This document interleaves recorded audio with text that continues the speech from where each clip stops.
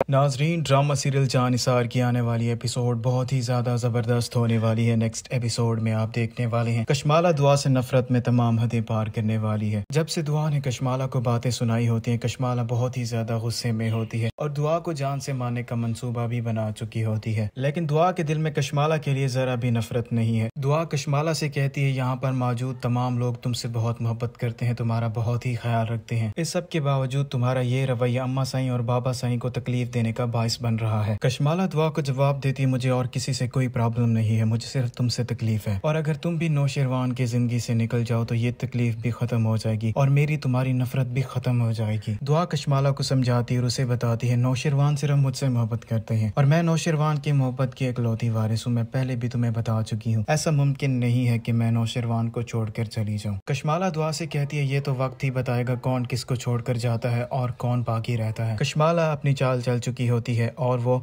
इस्त्री की तार निकाल चुकी होती है ताकि दुआ जैसे ही कपड़े प्रेस करने लगे उसे करंट लग जाए और कशमाला ने जैसा सोचा होता है वैसा ही होने वाला है।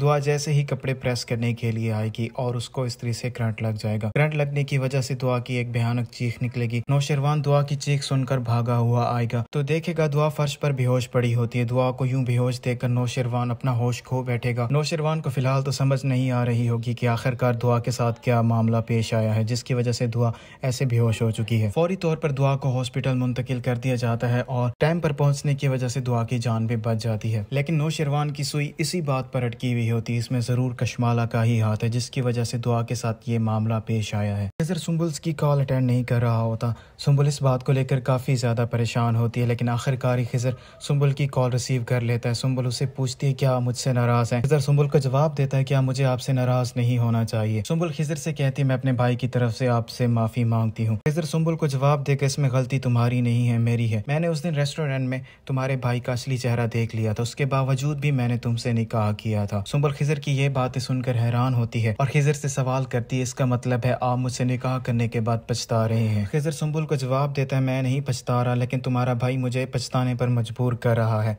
और वहीं दूसरी तरफ असलम साहब और फहमीदा बेगम सानिया की शादी के बारे में सोच रहे होते हैं लेकिन सानिया ने ये बात अपनी माँ को साफ साफ कह दी होती है, लड़का अच्छा होना चाहिए और उसके पास पैसा भी होना चाहिए। फिजा जैसे ही अपने घर आती है फिजा की माँ से बताती है, हम सानिया के लिए रिश्ता ढूंढ रहे हैं। सानिया ये बात सुनने के बाद बहुत ज्यादा खुश होती है और अपनी माँ से कहती है, इससे तो और अच्छी बात कोई नहीं है, जल्द से जल्द सानिया अपने घर की हो जाएगी।